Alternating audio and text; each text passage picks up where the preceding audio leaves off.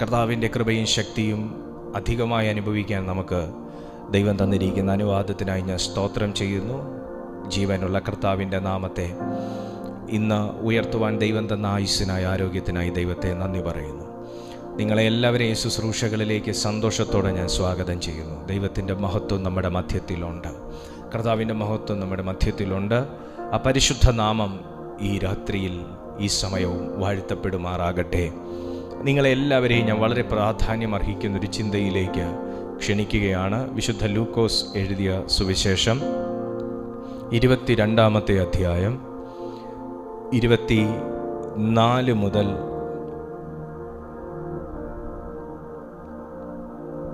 നമുക്ക് 33 വരെയുള്ള തിരുവചനങ്ങൾ വായിക്കാം. 24 മുതൽ 33 വരെയുള്ള തിരുവചനങ്ങൾ വിശുദ്ധ ലൂക്കോസ് എഴുതിയ സുവിശേഷം 22-ാമത്തെ അധ്യായം. തങ്ങളുടെ കൂട്ടത്തിൽ ആരെയാകുന്നു വലിയവനായി എണ്ണേണ്ടത് എന്നതിനെ ചൊല്ലി ഒരു തർക്കവും അവരുടെ ഇടയിലുണ്ടായി. അവനോ അവരോട് പറഞ്ഞത്, ജാതികളുടെ രാജാക്കന്മാർ അവരിൽ കർത്തൃത്വം നടത്തുന്നു, അവരുടെ മേൽ അധികാരം നടത്തുന്നവരെ ഉപകാരികൾ എന്ന് പറയുന്നു. നിങ്ങളോ അങ്ങനെയല്ല. നിങ്ങളിൽ വലിയവൻ ഇളയവനെ പോലെയും നായകൻ ശുശ്രൂഷിക്കുന്നവനെ പോലെയും ആകട്ടെ. ആരാകുന്നു വലിയവൻ? ഭക്ഷണത്തിനിരിക്കുന്നവനോ ശുശ്രൂഷിക്കുന്നവനോ? ഭക്ഷണത്തിനിരിക്കുന്നവനല്ലയോ? ഞാനോ നിങ്ങളുടെ ഇടയിൽ ശുശ്രൂഷിക്കുന്നവനെ പോലെയാകുന്നു. നിങ്ങളാകുന്നു എൻ്റെ പരീക്ഷകളിൽ എന്നോടുകൂടെ നിലനിന്നവർ. നിങ്ങളൊന്ന് ശ്രദ്ധിക്കണം ഈ വാക്ക്. നിങ്ങളാകുന്നു എൻ്റെ പരീക്ഷകളിൽ എന്നോടുകൂടെ നിലനിന്നവർ. എൻ്റെ പിതാവ് എനിക്ക് രാജ്യം നിയമിച്ചു തന്നതുപോലെ ഞാൻ നിങ്ങൾക്കും നിയമിച്ചു തരുന്നു. നിങ്ങൾ എൻ്റെ രാജ്യത്തിൽ എൻ്റെ മേശയെങ്കിൽ നിന്ന് തിന്നു കുടിക്കുകയും സിംഹാസനങ്ങളിൽ ഇരുന്ന് ഇസ്രായേൽ ഗോത്രം 12 ന്യായം വിധിക്കുകയും ചെയ്യും. ശിമോനെ, ശിമോനെ, സാത്താൻ നിങ്ങളെ കോതമ്പ് പോലെ പാറ്റേണ്ടതിന് കൽപ്പന ചോദിച്ചു. ഞാനോ നിന്റെ വിശ്വാസം പോയി പോകാതിരിപ്പാൻ നിനക്ക് വേണ്ടി അപേക്ഷിച്ചു. എന്നാൽ നീ ഒരു സമയം തിരിഞ്ഞു വന്ന ശേഷം നിന്റെ സഹോദരന്മാരെ ഉറപ്പിച്ചുകൊള്ളുക. അവൻ അവനോട്, കർത്താവേ, ഞാൻ നിന്നോടുകൂടെ തടവിലാകുവാനും മരിപ്പാനും ഒരുങ്ങിയിരിക്കുന്നു എന്ന് പറഞ്ഞു. പത്രോസ് ഒരു ഒരുക്കത്തെക്കുറിച്ച് യേശുവിനോട് പ്രോമിസ് ചെയ്യാണ്. പത്രോസ് പ്രിപ്പയർ ആയിരിക്കുന്ന, പത്രോസ് ഓൾറെഡി പ്ലാൻ ചെയ്തിരിക്കുന്ന, പത്രോസ് ഓൾറെഡി ഡിസൈഡ് ചെയ്തിരിക്കുന്ന ഒരു കാര്യത്തെക്കുറിച്ച് യേശുവിനെ പ്രോമിസ് ചെയ്യുകയാണ്. എന്താണ് ആ പ്രോമിസ്? ഞാൻ അങ്ങയോടുകൂടെ തടവിലാകാനും മരിപ്പാനും പോലും ഒരുങ്ങി ഇരിക്കുന്നു. ഒരുക്കമുള്ളവനെ ദൈവത്തിന് ഇഷ്ടമാണ്. ഒരുക്കമുള്ളവനെ ദൈവം സ്നേഹിക്കുന്നു. ഒരു മനുഷ്യൻ്റെ ഒരുക്കം ദൈവത്തിൻ്റെ ആഗ്രഹമാണ്. ഒരു മനുഷ്യൻ്റെ ഒരുക്കം എന്തിനൊക്കെ വേണ്ടിയെന്ന് അവിടുന്ന് വീക്ഷിക്കുന്നു. യേശുവിന് ഏറ്റവും ഇഷ്ടപ്പെട്ട ഒരു വർത്തമാനമാണ് പത്രോസ് യേശുവിനോട് പറഞ്ഞത്. ഞാൻ അങ്ങയോടുകൂടെ മീൻസ് ഞാൻ അങ്ങേക്ക് വേണ്ടി എന്തും ചെയ്യാൻ ഒരുങ്ങിയിരിക്കുന്നു. അങ്ങനെ അതിനെ ലളിതമായി പറയാമെങ്കിൽ യേശുവിന് ഏറ്റവും ഇഷ്ടപ്പെട്ടൊരു വാക്കാണ് എനിക്ക് വേണ്ടി എന്തും ചെയ്യുന്ന ഒരു മനുഷ്യനുണ്ടല്ലോ. എന്തുകൊണ്ട് യേശു ആ വാക്കിൽ സന്തോഷിക്കുമായിരുന്നു എന്ന് ചോദിച്ചാൽ, യേശു തന്നെ സാക്ഷ്യപ്പെടുത്തിയ ഒരു പദം തന്നെ നാം ഇപ്പോൾ വായിച്ചു വിട്ടതിൻ്റെ കൂട്ടത്തിലുണ്ട്. 29-ാമത്തെ വാക്യം നാം ഇപ്പോൾ വായിച്ചു പോയതാണ്. 28-ാമത്തെ വാക്യം നമ്മളിപ്പോൾ വായിച്ചു പോയതാണ്. നിങ്ങളാകുന്നു എൻ്റെ പരീക്ഷകളിൽ എന്നോടുകൂടെ നിലനിന്നവർ. യേശുവിൻ്റെ പരീക്ഷകളോടുകൂടെ എല്ലാവരും നിലനിന്നില്ല. കർത്താവിൻ്റെ ശിഷ്യന്മാർ യേശുവിനോടുകൂടെ നിലനിന്നു. എല്ലാ ശിഷ്യന്മാരും യേശുവിനോടുകൂടെ നിലനിന്നില്ല. എന്നാൽ സെലക്റ്റീവായിട്ടുള്ള 11 പേർ യേശുവിനോടുകൂടെ നിലനിന്നു. നിലനിന്നവരെ യേശു ഓർത്തു.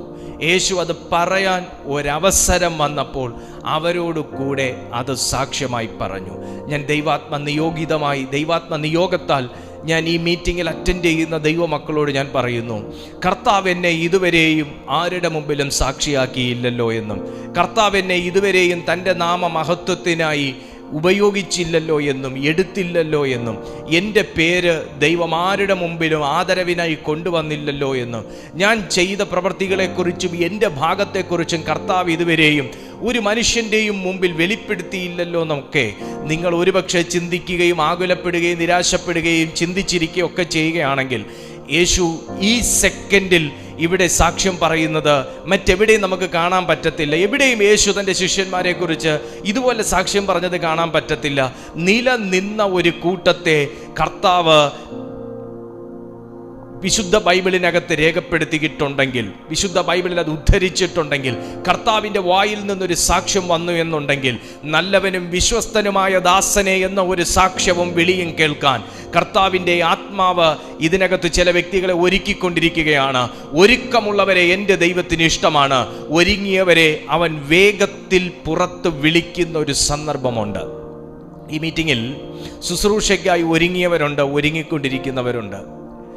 ദൈവവേലയ്ക്കായി ഒരുങ്ങുന്നവരുണ്ട്, ഒരുങ്ങിക്കൊണ്ടിരിക്കുന്നവരുണ്ട്. ഇൻ്റർവ്യൂവിനായി ഒരുങ്ങുന്നവരുണ്ട്, ഒരുങ്ങിയിരിക്കുന്നവരുണ്ട്. എക്സാമിനായി ഒരുങ്ങുന്നവരുണ്ട്, ഒരുങ്ങിയിരിക്കുന്നവരുണ്ട്. യാത്രകൾക്കായി ഒരുങ്ങുന്നവരുണ്ട്, ഒരുങ്ങിയിരിക്കുന്നവരുണ്ട്. അങ്ങനെ ഒരുങ്ങിയിരിക്കുന്ന ഒരു കൂട്ടത്തെ നിരാശപ്പെടുത്താതെ സാക്ഷ്യപ്പട്ടികയിൽ ചേർക്കുന്ന ഒരു ദൈവം, പരാജയപ്പെടാൻ അനുവദിക്കാതെ നിങ്ങൾക്ക് വേണ്ടി മധ്യസ്ഥത അണയ്ക്കുന്ന ഒരു മധ്യസ്ഥൻ ഉണ്ട് എന്ന് ഈ തിരുവെഴുത്തിനകത്ത് നിന്ന് തന്നെ നമുക്ക് എടുക്കാൻ പറ്റുന്ന ഭാഗങ്ങളാണ്. ഒരു ഭാഗത്തെ യേശു ശിഷ്യന്മാരെ കുറിച്ച് ശിഷ്യന്മാരോട് തന്നെ സാക്ഷ്യം പറയുന്നു.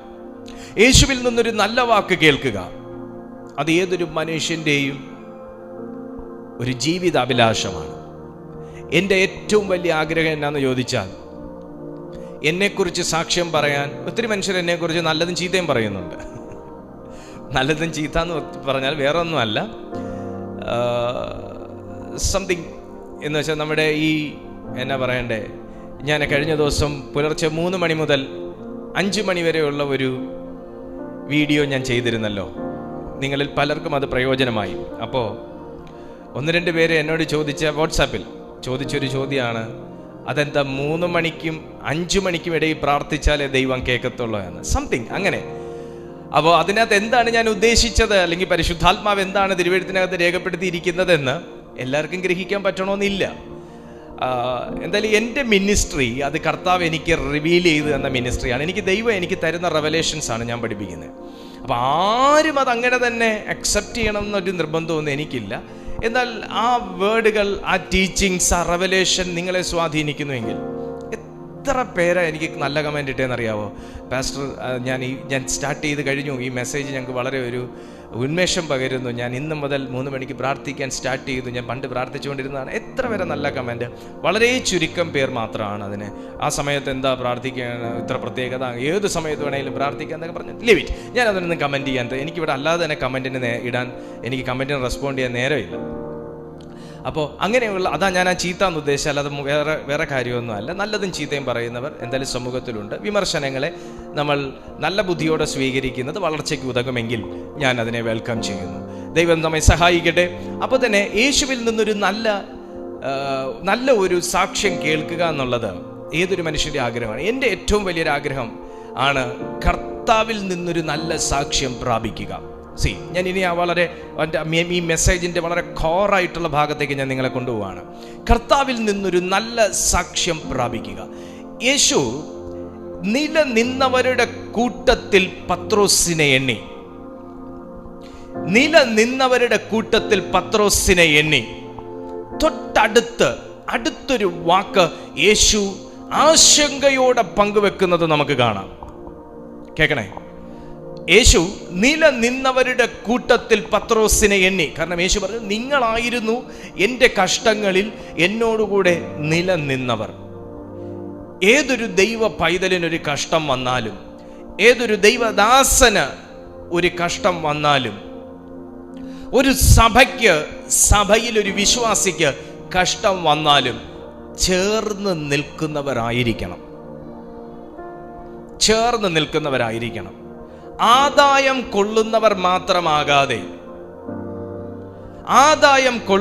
മാത്രമാകാതെ ആകാത്ത സമയങ്ങളിൽ ചേർന്ന് നിൽക്കുന്ന ഒരു കൂട്ടത്തെ കർത്താവ് സാക്ഷ്യപ്പെടുത്തിയിട്ടുണ്ട്. വിശുദ്ധ ബൈബിളിൽ കർത്താവ് സാക്ഷ്യപ്പെടുത്തിയിട്ടുണ്ട്. നിങ്ങളാകുന്നു എൻ്റെ കഷ്ടങ്ങളിൽ എന്നോടുകൂടെ നിലനിന്നവർ. കഷ്ടങ്ങളിലാണ് പലരും വിട്ടേച്ചു പോകുന്നത്. കണ്ണുനീരിൻ്റെ അനുഭവത്തിലാണ് പലരും ഓടി അകലുന്നത്. കഷ്ടത്തിൻ്റെ അനുഭവത്തിലാണ് പലരും മടുത്തു വിട്ടേച്ചു പോകുന്നത്. കഷ്ടത്തിൻ്റെ അനുഭവത്തിലാണ് പലരും വീണ്ടും റീതിങ്ക് ചെയ്ത് അവരാകെ മൊത്തം ഒരു വല്ലാത്ത ഡിസിഷനിലെത്തി മൊത്തത്തിൽ ഉപേക്ഷിച്ചു പോകുന്നത്. കഷ്ടത്തിലാണ് അവർക്ക് മനുഷ്യർക്ക് അവിശ്വാസം ഉണ്ടാകുന്നത്. എന്നാൽ യേശു സാക്ഷ്യപ്പെടുത്തി, നിങ്ങളാകുന്നു എൻ്റെ പരീക്ഷകളിൽ എന്നോടുകൂടെ നിലനിന്നവർ. പരീക്ഷ, കഷ്ടം, എൻ്റെ പരീക്ഷകളിൽ എന്നോടുകൂടെ നിലനിന്നവർ. ഏതൊരു ദൈവ പൈതലിനും ജീവിതത്തിൽ പരീക്ഷയുടെ ഒരു അനുഭവമുണ്ട്. ഒരു ദൈവദാസനും ഉണ്ട്, ദൈവദാസിക്കും ഉണ്ട്, ഒരു സഭ വിശ്വാസികൾക്കും ഉണ്ട്, അത് ശുശ്രൂഷ നിൽക്കുന്നവർക്കും ഉണ്ട്, അല്ലാത്തവർക്കും ഉണ്ട്, പ്രാർത്ഥിക്കുന്നവർക്കും ഉണ്ട്. എല്ലാവർക്കും പരീക്ഷയുടെ അനുഭവങ്ങളുണ്ട്.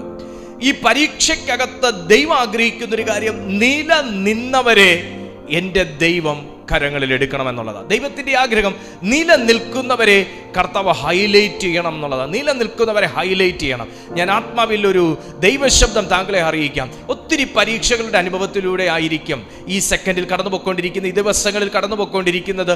ഒത്തിരി കഷ്ടത്തിനകത്തുകൂടെ ആയിരിക്കാം താങ്കൾ കടന്നു പോയിക്കൊണ്ടിരിക്കുന്നത്. പക്ഷേ ആരെയൊക്കെയോ എൻ്റെ ദൈവം ഫിൽട്ടർ ചെയ്ത് എടുത്തോണ്ടിരിക്കുക. യേശുവിൻ്റെ നാമത്തിൽ നിങ്ങളെ ദൈവം ഫിൽട്ടർ ചെയ്യുന്നുണ്ടെങ്കിൽ നിങ്ങളെ ഹൈലൈറ്റ് ചെയ്യാൻ വേണ്ടി ദൈവം ആഗ്രഹിക്കുന്നുണ്ട് തന്നെയാണ്. ഒരുപാട് കഷ്ടങ്ങൾക്കകത്തുകൂടെയാണ് എന്നെ ദൈവം പഠിപ്പിക്കുന്നതും പഠിപ്പിച്ചുകൊണ്ടിരിക്കുന്നതും. ഞാൻ പഠിച്ചു തീർന്നിട്ടൊന്നുമില്ല, പഠിച്ചു തീരാനായിട്ട് ആഗ്രഹിക്കുന്നുമില്ല.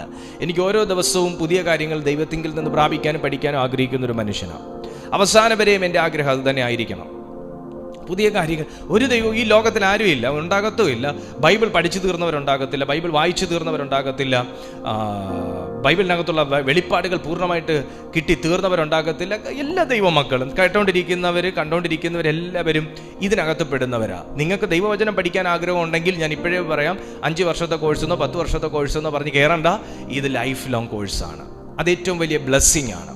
കർത്താവ് പറയുകയാണ്, എൻ്റെ പരീക്ഷകളിൽ എന്നോടുകൂടെ നിലനിന്നവർ നിങ്ങളാണ്. ക്രിസ്തീയ ജീവിതത്തിനകത്ത് പരീക്ഷകൾ വരുമ്പോൾ നിലനിൽക്കുന്നവരെ ദൈവം നോക്കുന്നു. എന്തിനാ? സാക്ഷികളാക്കി ഉയർത്താനാ. നിങ്ങൾ സാക്ഷികളാകും.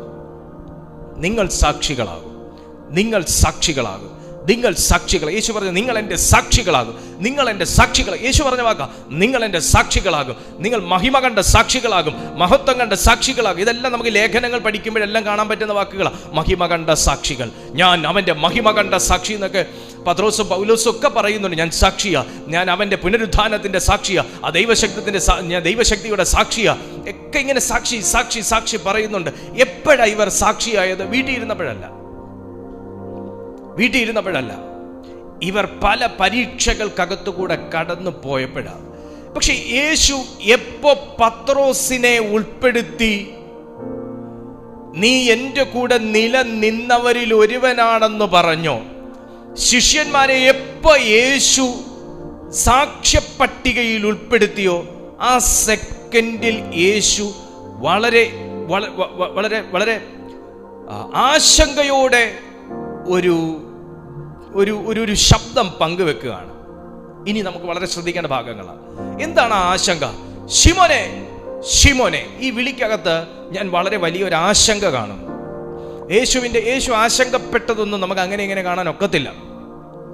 യേശു ആശങ്കപ്പെട്ടതും യേശു ആകെ അസ്വസ്ഥനായതുമാകുന്ന 2 സ്ഥലങ്ങൾ ഏതാന്ന് ചോദിച്ചാൽ, ഒന്ന് ഈ ഭാഗം, 2 ഗെത്സമനയിലെ പ്രാർത്ഥനാവേളയിൽ. വേറെ എവിടെയും യേശു ആശങ്കയോടെയോ അസ്വസ്ഥപ്പെട്ടോ കണ്ടിട്ടില്ല.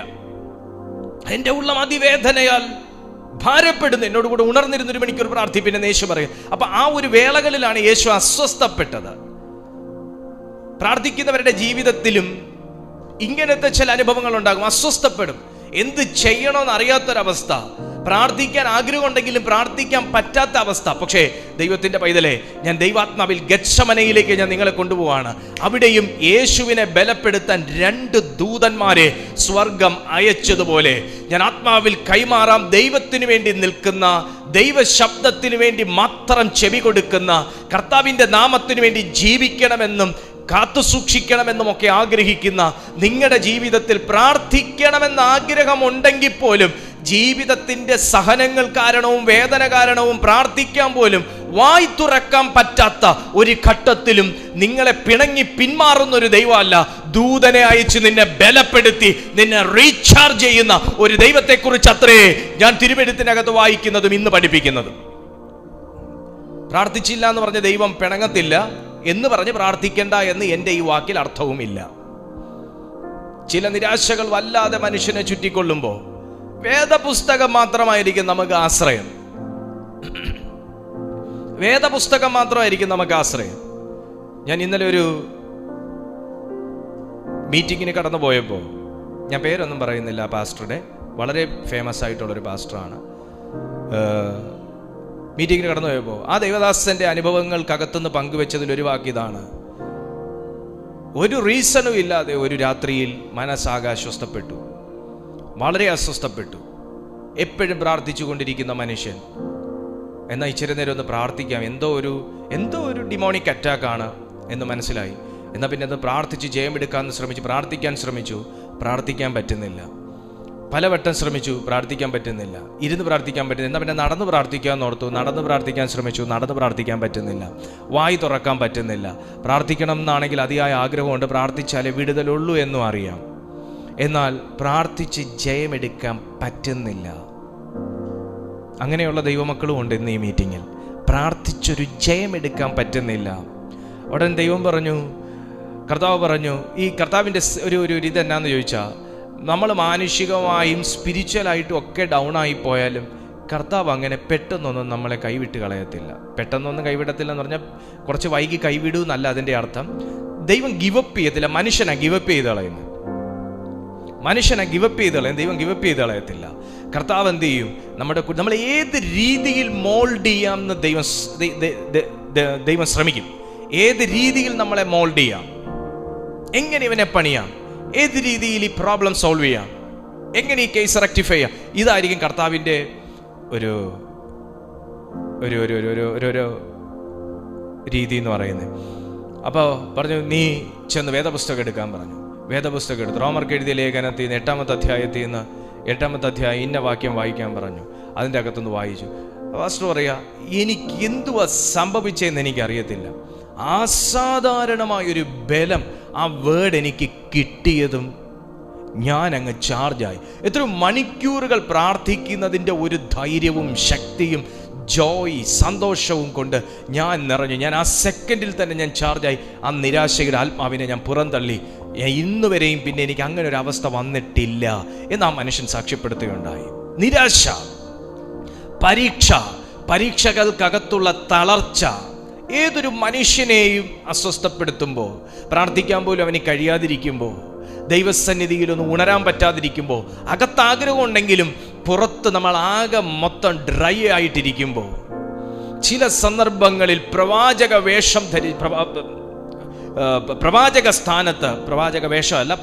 സ്ഥാനത്ത് ഈ പുസ്തകം നമ്മുടെ ജീവിതത്തിൽ വളരെ വലിയ സ്വാധീനം ചെലുത്താറുണ്ട്. ശരിയല്ലേ?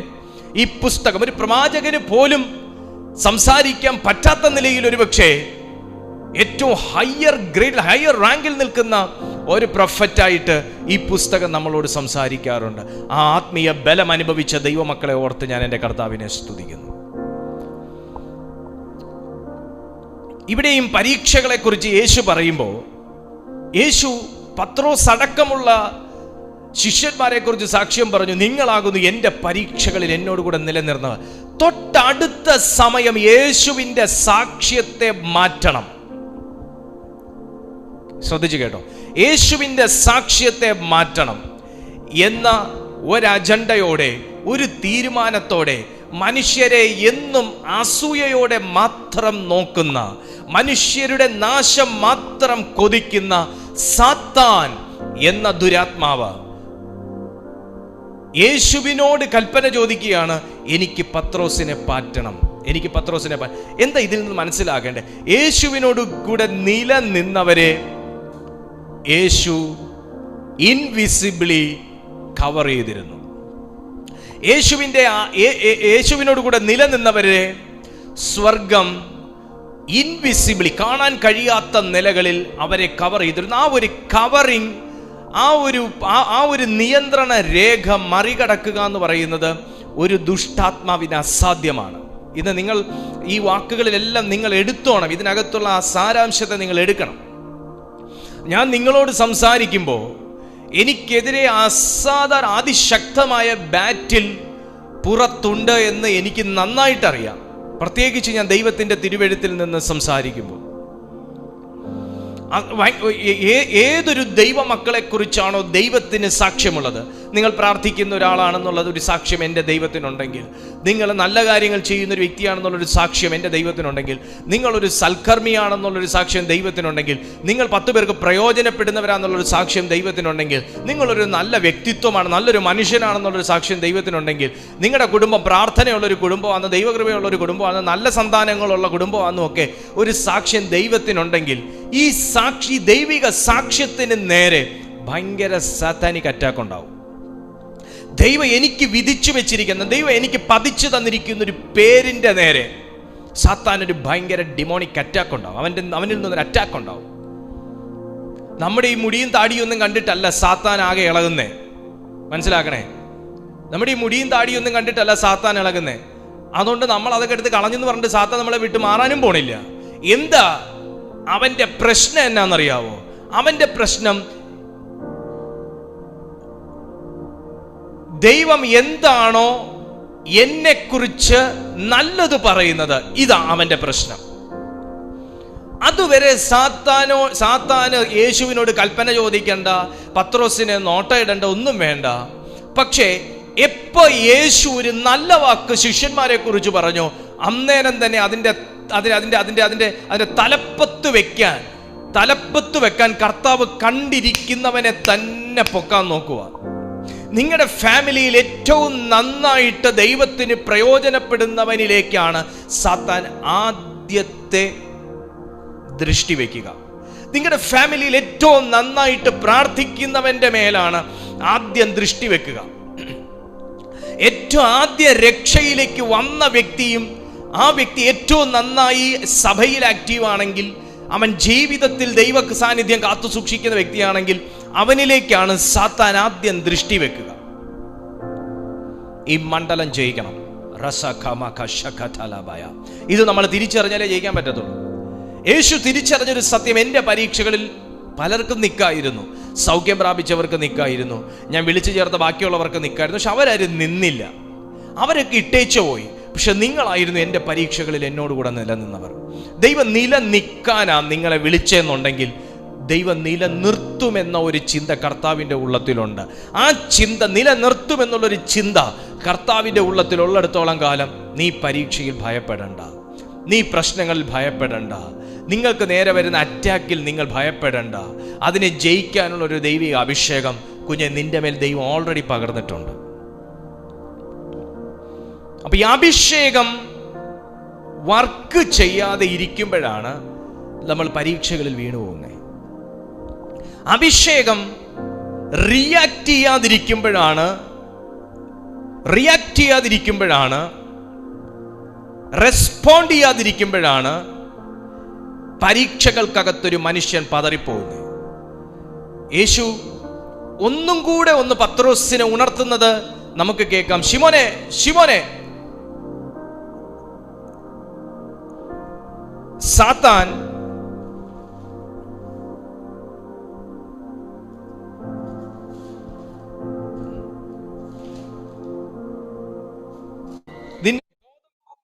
േണ്ടതിന് എന്നോട് കൽപ്പന ചോദിച്ചു.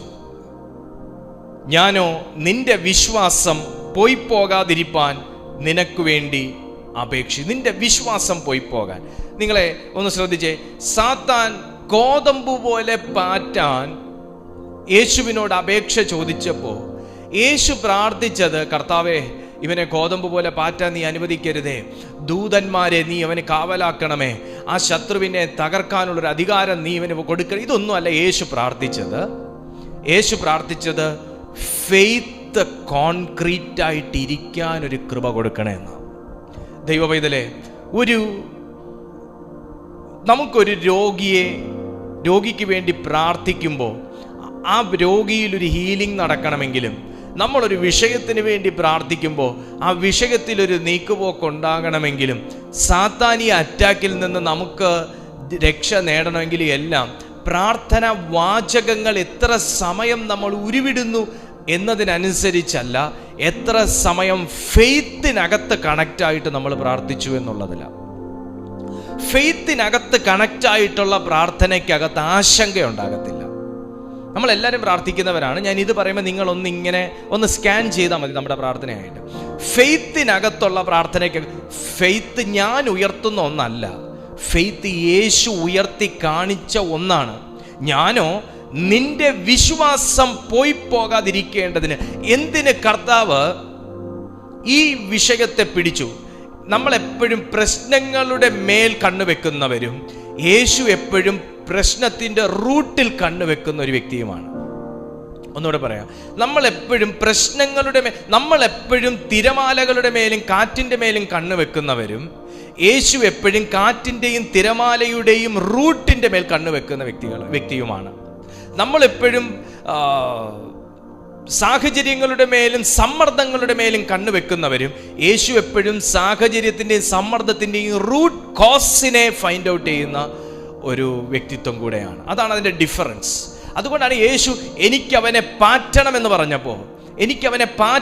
പറഞ്ഞപ്പോൾ യേശു ഫെയ്ത്തിലെ തൊട്ടെ, ഞാൻ ഗോതമ്പ് പോലെ പാറ്റേണ്ടതിന് എന്ന് പറഞ്ഞാൽ അവനെ തെറിപ്പിച്ച് കളയേണ്ടതിന്. അത് ചിലപ്പോൾ മരണം വഴിയായിരിക്കാം, ഏത് രീതിയിലായിരിക്കാം, മിനിസ്ട്രിയിൽ നിന്നോ എങ്ങനെയാണെങ്കിലും തെറിപ്പിച്ച് കളയേണ്ടതിന്, തകർത്ത് കളയേണ്ടതിന് കൽപ്പന ചോദിച്ചു. ഞാനോ നിന്റെ വിശ്വാസം പോകാതിരിക്കേണ്ടതിന്. സാത്താൻ ചോദിച്ചതും യേശു പ്രാർത്ഥിച്ചതും തമ്മിൽ ബന്ധമില്ല.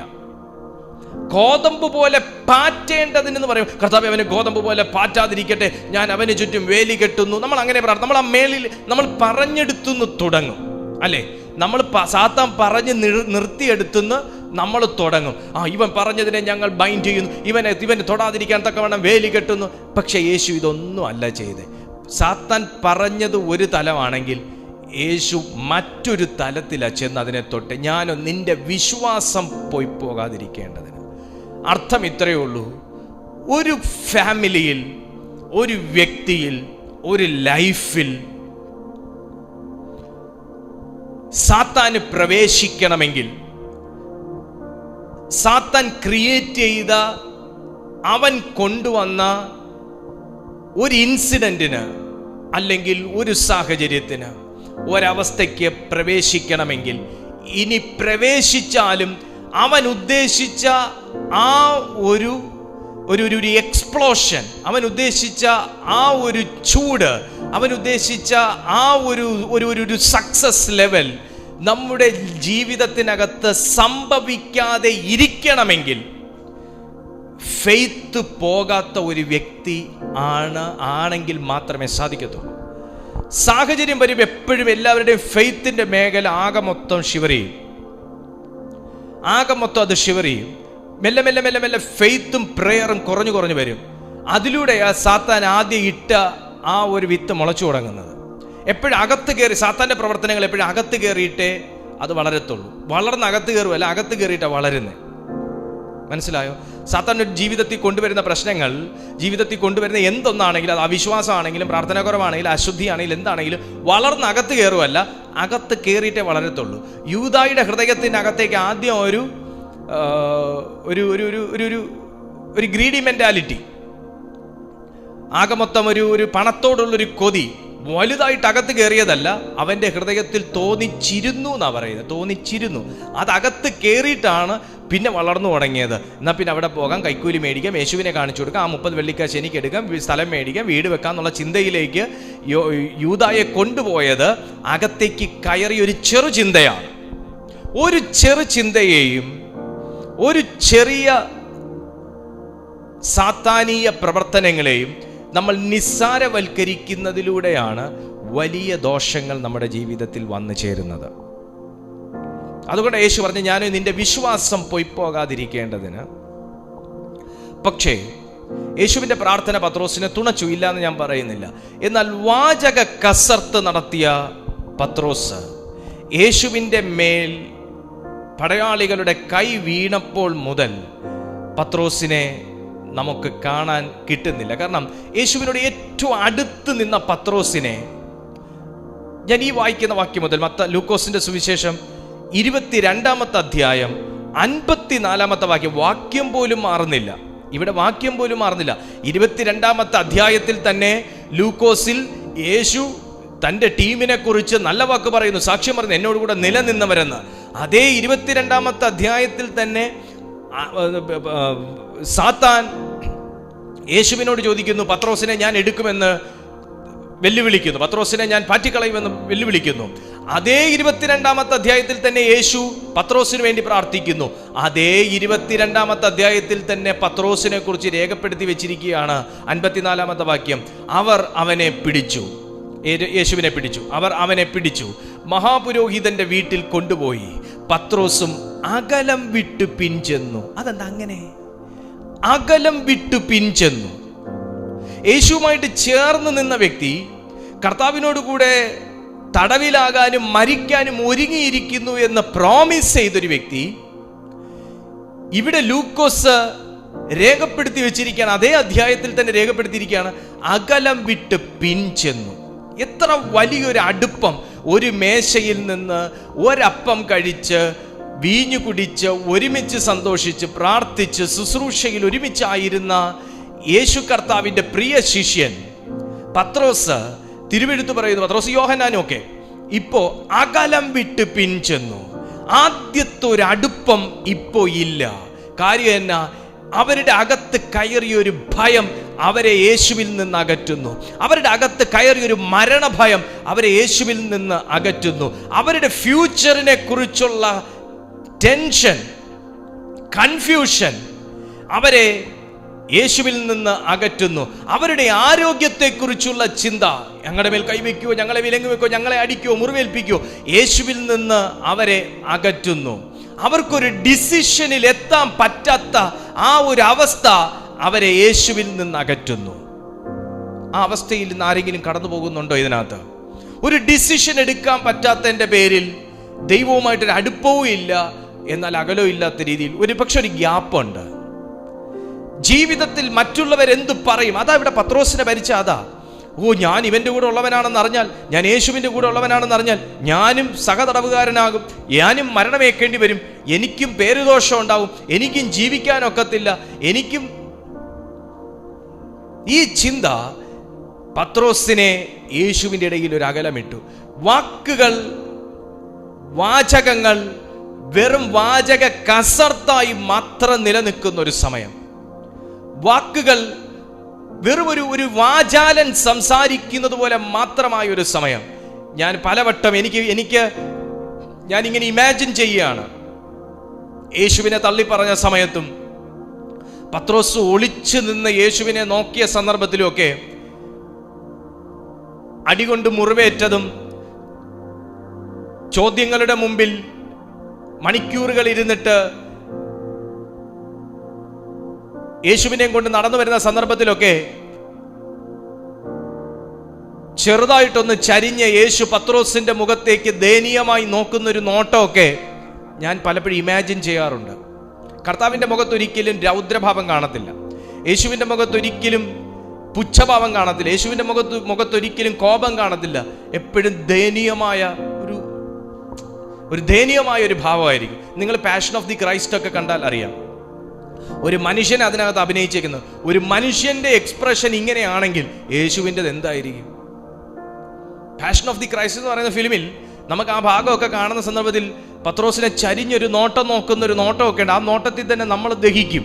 നമുക്ക് തന്നെ താങ്ങാൻ എന്നെ കൊണ്ട് പറ്റിയിട്ടില്ല, നമുക്ക് താങ്ങാനൊക്കത്തില്ല ആ നോട്ടം. അത്ര അതിനകത്ത് ആ ഡെപ്തിൽ നമ്മൾ ഇറങ്ങിയിരുന്ന് കാണുവാണെങ്കിൽ, അത്ര ഇതായിട്ട് നമ്മൾ ആ ഒരു ഫിലിമിനെ വീക്ഷിക്കുകയാണെങ്കിൽ നമുക്കതിനകത്ത് സഹിക്കാനൊക്കത്തില്ല. ആ നോട്ടം ഒരു വല്ലാത്തൊരു നോട്ടമാണ്, ദയനീയമായൊരു നോട്ടം.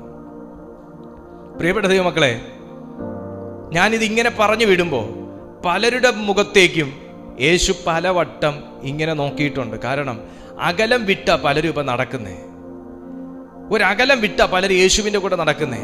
നമ്മുടെ വാചകങ്ങൾ നമ്മൾ സുവിശേഷം ഒരാളോട് അറിയിച്ച സമയത്താണെങ്കിലും, നമ്മൾ വിശ്വാസം ഒരു വ്യക്തിയോട് പറഞ്ഞപ്പോഴാണെങ്കിലും, നമ്മളൊരു വ്യക്തിക്ക് വേണ്ടി പ്രാർത്ഥിച്ച സമയത്താണെങ്കിലും, നമ്മൾ പ്രസംഗിച്ച സമയത്താണെങ്കിലും ഒക്കെ നമ്മൾ പ്രസംഗത്തിനകത്ത് ചേർത്തതും വ്യക്തികളോട് പറഞ്ഞതുമായ വാക്കിനകത്തൊന്നും നിഴലിച്ച വിശ്വാസവും ജീവിതവും ഒന്നും നമ്മുടെ റിയൽ ലൈഫിൽ ഉണ്ടോ എന്ന് നമ്മൾ പലപ്പോഴും പരിശോധിക്കണം.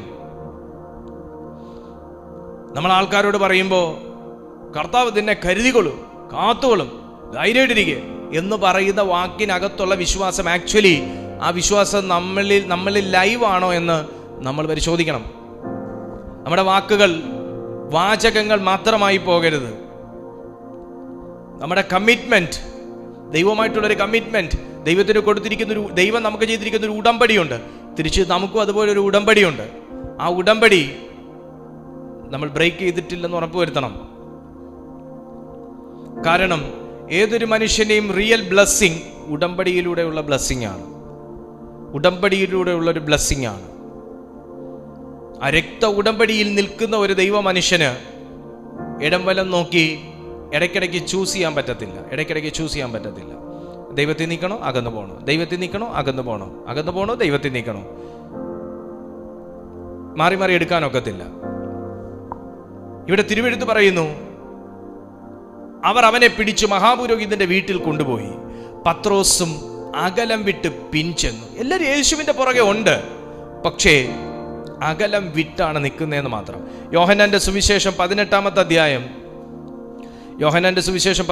അധ്യായം അതിന്റെ 15 മുതലുള്ള തിരുവെഴുത്ത് നോക്കിക്കേ. 15 മുതൽ.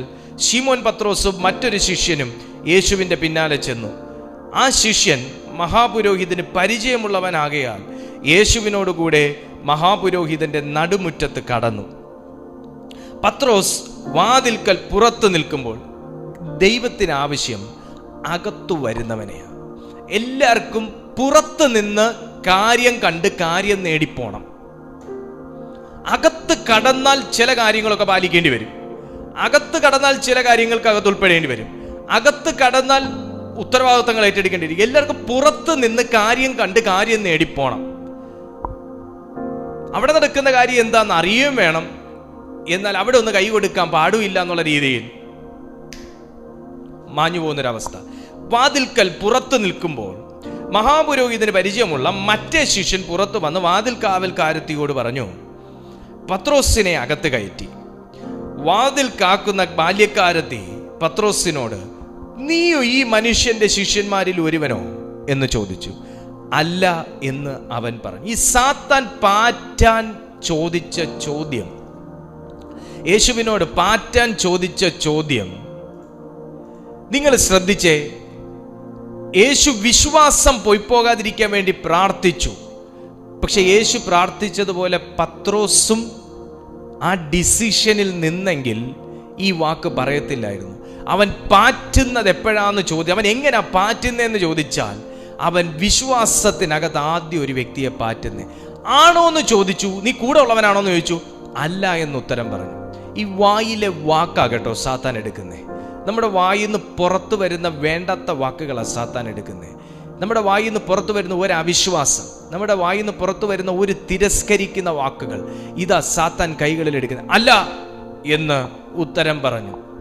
പക്ഷേ യോഹന്നാന്റെ സുവിശേഷത്തിൽ നമ്മൾ ഇങ്ങനെ വായിക്കുമ്പോൾ അപ്പോസ്തല പ്രവർത്തികൾ 4-ാമത്തെ വാക്യത്തിൽ പരീശന്മാരെ കൊണ്ട്, പുരോഹിതന്മാരെ കൊണ്ട് പറയിക്കുന്നൊരു വാക്കുണ്ട്. എന്നാന്നറിയാവോ? നിങ്ങളുടെ ഭാഷയും നിങ്ങളുടെ ശൈലിയും കേട്ടാൽ തന്നെ നീ യേശുവിനോട് കൂടെ ഉണ്ടായിരുന്നവർ എന്ന് വെളിവാക്കുന്നുവല്ലോ. ഞാനൊരു കാര്യം പലപ്പോഴും ശ്രദ്ധിക്കാറുണ്ട്. ഈ വിശ്വാസത്തിലില്ലാത്തവരെ കൊണ്ട് വിശ്വാസത്തിൽ നിൽക്കുന്ന ഒരു വ്യക്തിയെ ശാസിപ്പിക്കേണ്ടി വരിക, അല്ലെങ്കിൽ വിശ്വാസത്തിലില്ലാത്ത രക്ഷ എന്താണോ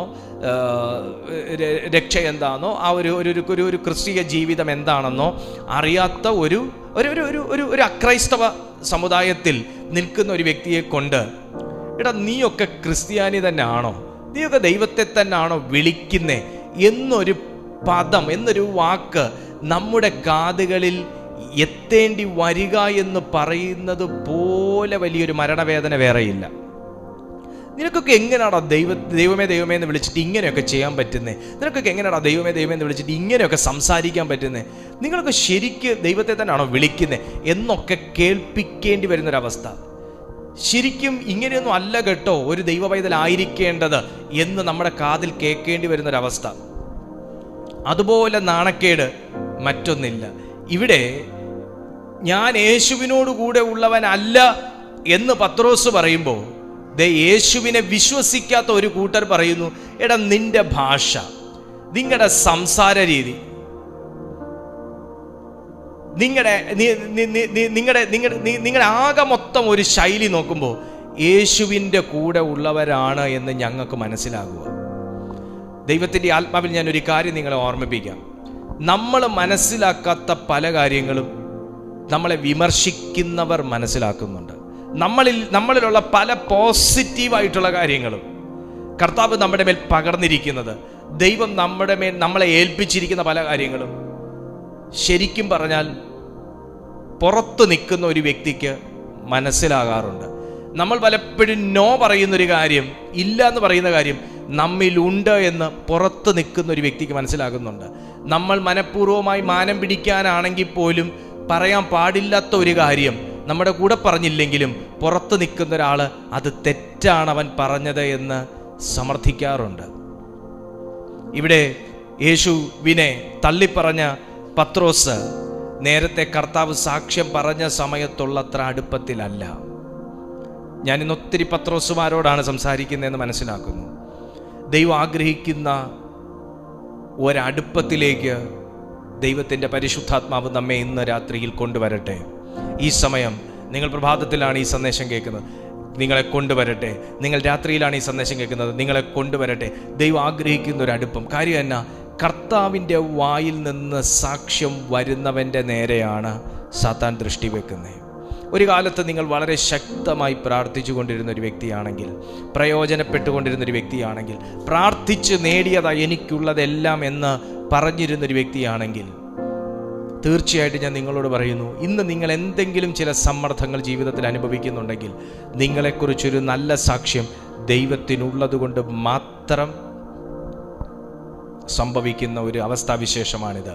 അതിനെ ജയിക്കാൻ അവനിൽ നിന്ന് അകലം വിട്ട് നടക്കുകയല്ല, ചേർന്ന് നടക്കുക. ക്ലെയോപ്പാവിൻ്റെയും ഭാര്യയുടെയും കൂടെ യേശു ചേർന്ന് നടന്നപ്പോഴാണ് അവരുടെ കൺഫ്യൂഷൻ കൺഫർമേഷനാക്കി ദൈവം മാറ്റിയത്.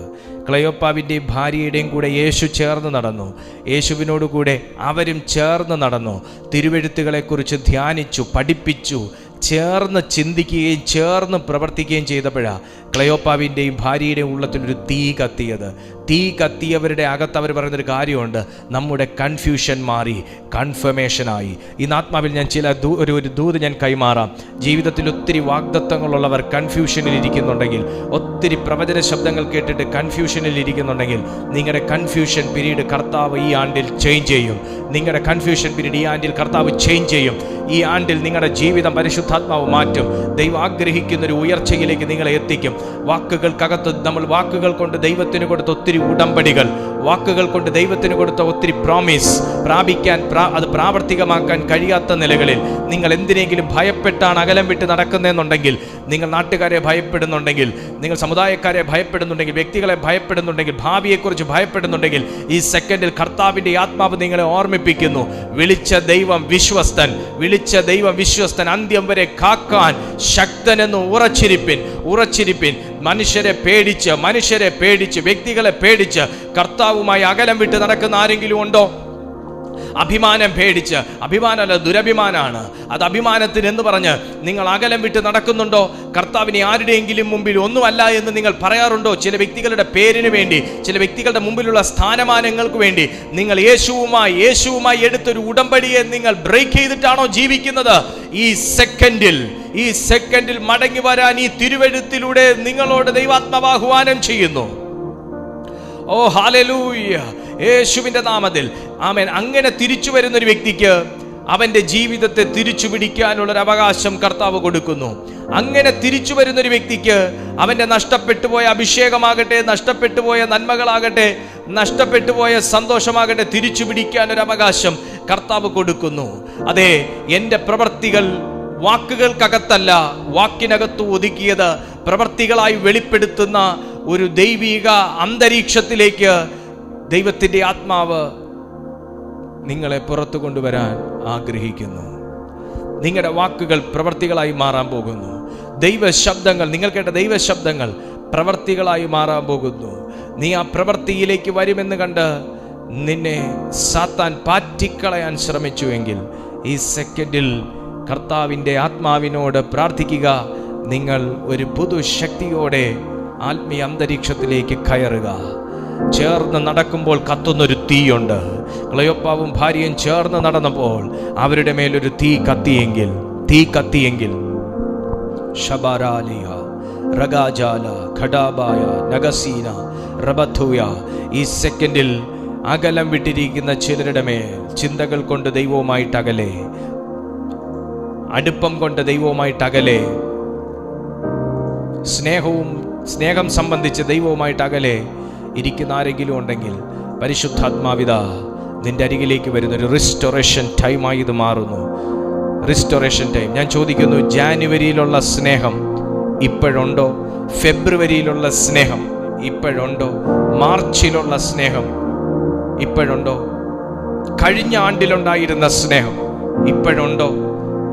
കഴിഞ്ഞ മാസം ഉണ്ടായിരുന്ന സ്നേഹം ഇപ്പോഴുണ്ടോ? അടുപ്പം ഇപ്പോഴുണ്ടോ? അടുത്തിരുന്ന സമയത്ത് നമുക്കുണ്ടായിരുന്നൊരു ഭയങ്കര ധൈര്യമുണ്ട്, എന്തിനും പ്രാർത്ഥനയിൽ ഉത്തരമുണ്ടെന്നുള്ളൊരു ധൈര്യം. പക്ഷെ ഇപ്പോൾ പ്രാർത്ഥിച്ചാൽ ഉത്തരം ഉണ്ടോ എന്ന് ചിന്തിക്കുന്ന തരത്തിലേക്ക് സാത്താൻ നിന്നെ പാറ്റിയെങ്കിൽ, നിന്നെ നീക്കിയെങ്കിൽ, ആ സാത്താൻ നോട്ടമിട്ടത് മറ്റൊന്നുമല്ല, നിന്റെ ആരോഗ്യമല്ല, നിന്റെ ആയുസ്സല്ല, സൗന്ദര്യമല്ല, സമ്പത്തല്ല, പണമല്ല, ദൈവവുമായിട്ടുള്ളൊരു അകലത്തിൽ നിന്ന്, ദൈവവുമായിട്ടുള്ളൊരു അടുപ്പത്തിൽ നിന്ന് നിങ്ങളെയും കുടുംബത്തെയും മാറ്റുക. അതായിരുന്നു സാത്താന്റെ അജണ്ട. ഇന്നും ഞാൻ ഈ തിരുവെഴുത്തിൽ നിന്ന് സംസാരിക്കുമ്പോൾ ലോകത്തിന്റെ വിവിധ ഭാഗങ്ങളിൽ ഇരുന്നു കൊണ്ട് ഈ സന്ദേശം കേൾക്കുന്ന ദൈവവൈതലേ, നിങ്ങളുടെ മക്കളുടെ മേലോ, മരുമക്കളുടെ മേലോ, കൊച്ചുമക്കളുടെ മേലോ, നിങ്ങളുടെ സൗന്ദര്യത്തിന്മേലോ, ഭാവിയുടെ മേലോ ഒന്നുമല്ല. അവൻ ആദ്യം കണ്ണുവെക്കുന്നത് ദൈവവുമായിട്ടുള്ള നിന്റെ ബന്ധത്തിൽ നിന്ന് നിന്നെ മാറ്റുക. അതിലൂടെ ഞാൻ മുൻപറഞ്ഞ കാര്യങ്ങളിലേക്ക് അവന് നിഷ്പ്രയാസം എത്താൻ പറ്റും. എപ്പോഴാണ് ജീവിതത്തിൽ മഹാ തകർച്ചയിലേക്ക് ഒരു വ്യക്തി എത്തുന്നത്? ദൈവവുമായിട്ടുള്ള അടുപ്പത്തിൽ നിന്ന് എപ്പോൾ ഒരുവനെ മാറ്റിയെടുക്കുവാൻ സാത്താന് കഴിയുന്നുവോ, ആ സെക്കൻഡ് മുതൽ സാത്താൻ അവന്റെ സകല മേഖലകളിലേക്കും കടന്നു കയറുവാൻ കഴിയും. ആദ്യത്തെ സുരക്ഷാ സന്നാഹത്തെ നശിപ്പിക്കുക, അതാണ് അവന്റെ ആദ്യത്തെ പ്രൈമറി അജണ്ട. ഇന്ന് അത് കണ്ടു ഉണർന്ന് പ്രാർത്ഥിച്ച് പുതുബലവും പുതുശക്തിയും പ്രാപിക്കുന്ന ഒരു ദൈവഭക്തന്റെ ഭവനത്തിനകത്തും സാത്താന് കടക്കാൻ കഴിയത്തില്ല. പ്രാർത്ഥിക്കുക. ഒരു പുതിയ സംരക്ഷണം കർത്താവ് കുടുംബങ്ങൾക്ക് ഏർപ്പെടുത്തുകയാണ്. ഒരു പുതിയ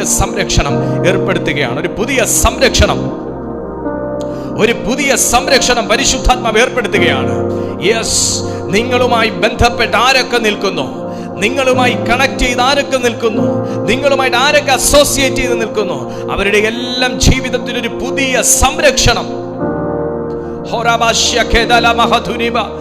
എത്ര ഉയർച്ചകളിലേക്ക് നമുക്ക് എത്തണമെങ്കിലും ദൈവവുമായിട്ടുള്ളൊരു ബന്ധമില്ലെങ്കിൽ അകലം വിട്ട് നടന്നിട്ട് ഒന്നും നേടാനില്ല. നിങ്ങളുടെ വീട്ടിൽ സാധാരണ ഒട്ടുമിക്ക വീടുകളിലും ഫോണുണ്ട്.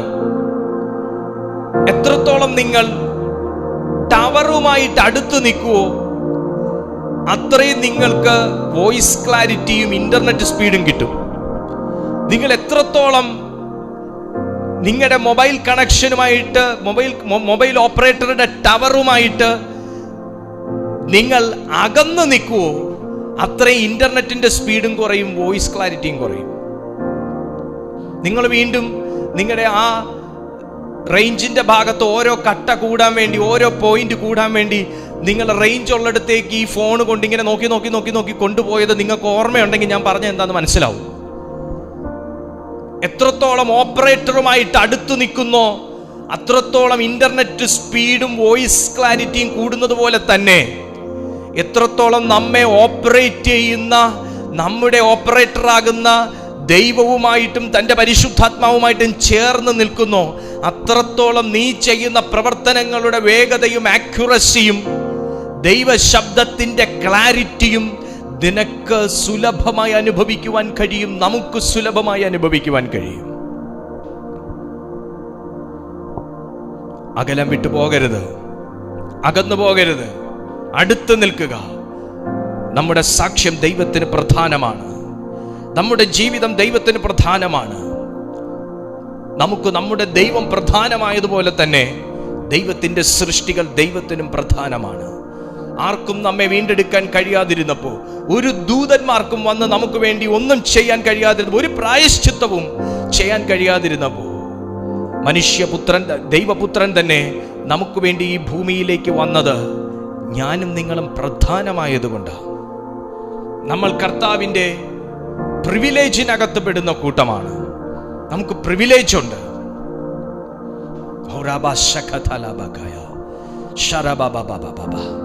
Hallelujah, hallelujah. ഒരു തീരുമാനം എടുക്കണം. മറ്റുള്ളവർക്ക് എന്നെ പണത്തിൻ്റെ കാര്യത്തിൽ കുറവുള്ളവനാണെന്ന് വിധിക്കാൻ പറ്റാം, ബന്ധങ്ങളുടെ കാര്യത്തിൽ കുറഞ്ഞവനാണെന്ന് വിധിക്കാൻ പറ്റാം, വിദ്യാഭ്യാസത്തിന്റെ കാര്യത്തിൽ കുറഞ്ഞവനാണെന്ന് വിധിക്കാൻ പറ്റാം, കുടുംബ മഹിമയുടെയും പാരമ്പര്യത്തിൻ്റെയും ഒക്കെ കാര്യത്തിൽ കുറഞ്ഞവനാണെന്ന് വിധിക്കാൻ പറ്റാം. പക്ഷേ ഈ ലോകത്തിലുള്ള ഒരു മനുഷ്യനും, ഇനി ദൂതന് പോലും, ദൈവ സാന്നിധ്യത്തിനകത്ത് ഇവൻ കുറഞ്ഞ പുള്ളിയാ എന്ന് വിധിക്കാൻ പറ്റരുത് എന്ന ഒരു തീരുമാനം വർദ്ധിക്കുന്നെങ്കിൽ ദൈവസാന്നിധ്യം വർദ്ധിക്കട്ടെ. ദൈവസാന്നിധ്യം ഉള്ളവനെല്ലാം ഉണ്ട്. ദൈവസാന്നിധ്യം ഉള്ളവനെല്ലാം ഉണ്ട്. എത്ര ദൈവമക്കൾക്ക് ചേർന്ന് പറയാൻ പറ്റും? ദൈവം ഉണ്ടോ എൻ്റെ കൂടെ എല്ലാം ഉണ്ട്, ദൈവം ഉണ്ടോ എൻ്റെ കൂടെ എല്ലാം ഉണ്ട്.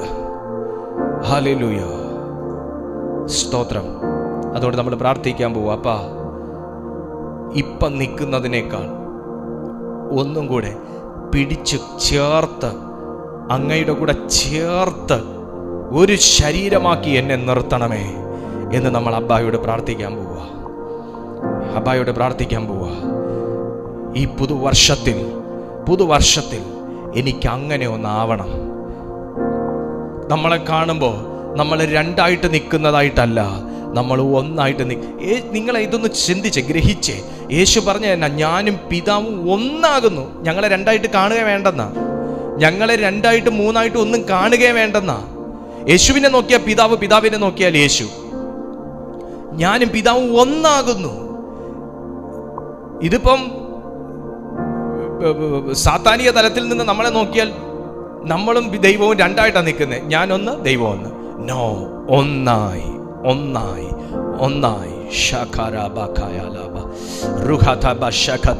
ഒന്ന് പിടിച്ചടുപ്പിക്കണമേ കർത്താവേ. ഒന്ന് പ്രാർത്ഥിച്ചേ, ഒന്ന് പിടിച്ചടുപ്പിക്കണേ കർത്താവേ. ചിതറിപ്പോയ എൻ്റെ ചിന്തകൾക്കകത്തുനിന്ന് എന്നെ ഒന്ന് പിടിച്ചടുപ്പിക്കണേ കർത്താവേ. ചിതറിപ്പോയ ചിന്തകൾ കൊണ്ട് ചിതറിപ്പോയെടുത്തുനിന്ന് ഒന്ന് പിടിച്ചടുപ്പിക്കണേ കർത്താവേ. ഒന്ന് പ്രാർത്ഥിച്ചേ, ഒന്ന് കരയാനൊക്കെ പറ്റുമെങ്കിൽ ഒന്ന് കരഞ്ഞു തന്നെ കർത്താവിനോട് പറഞ്ഞു, അപ്പനേ, ദൈവമേ, ഈ വർഷത്തിൽ എത്ര പ്രാവശ്യം ഞാൻ നിന്നോട് അകന്നു. ഒന്ന് പിടിച്ച് ചേർത്ത് അടുപ്പിച്ച് നിർത്തണേ കർത്താവേ. അകന്നിനി പോകാൻ താല്പര്യമില്ലേ? ഹല്ലേലൂയ. യേശുവേ, ഞങ്ങളെ അടുപ്പിച്ച് നിർത്തണേ, ചേർത്ത് നിർത്തണേ. ആ കൃപയിൽ ഞങ്ങളെ ഒന്നാക്കണേ. യേശുവിൽ ഞങ്ങളെ ഒന്നാക്കണേ. ഞാനും പിതാവും ഒന്നാകുന്നു എന്ന് പറഞ്ഞ യേശുവിന്റെ വചനം പോലെ ഞങ്ങളെ ഒന്നാക്കി നിർത്തണേ. എനിക്കൊരിഷ്ടം ദൈവത്തിനൊരിഷ്ടമെന്നല്ല, എനിക്കും ദൈവത്തിനും ഒരിഷ്ടം എന്ന നിലയിൽ ഒന്ന് ചേർത്ത് നിർത്തണേ കർത്താവേ. ഒന്ന് ചേർത്ത് നിർത്തണേ കർത്താവേ. ദൈവമേ, ഇനി ലോകത്തിലേക്ക് ഞങ്ങളുടെ കണ്ണോടരുതേ. ലോകമോഹത്തിലേക്ക് കണ്ണോടരുതേ. പാപത്തിലേക്ക് കണ്ണോടരുതേ. ദുർചിന്തകളിലേക്ക് മനസ്സോടരുതേ. ദൈവമേ, ഇനി കോപത്തിലേക്ക് ഞങ്ങളുടെ മനസ്സ് തിരിയരുതേ.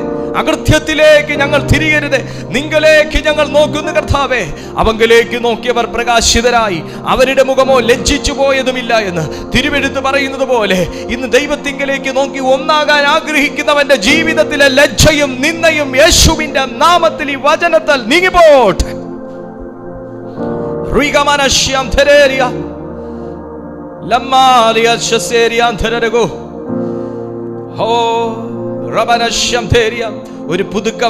ഒരു പുതുക്കം പ്രാപിച്ച അനുഭവം, ഒരു പുതുകി വന്നൊരനുഭവം ഉണ്ടാകട്ടെ. ഒരു പുതുകി വന്നൊരനുഭവം ഈ പുതുവർഷത്തിൽ ഒരു പുതുകി വന്നൊരനുഭവം ഉണ്ടാകട്ടെ. ഒരു രൂപാന്തരം നമുക്കുണ്ട്. ഒരു രൂപാന്തരം ഇപ്പോഴും നമുക്ക് സാധിക്കും. നമുക്ക് മാറുവാൻ പരിശുദ്ധാത്മാവ് ഒരു കൃപ തരും. യേശു ആഗ്രഹിക്കുന്നത് പോലത്തെ ഒരു അഭിഷേകം.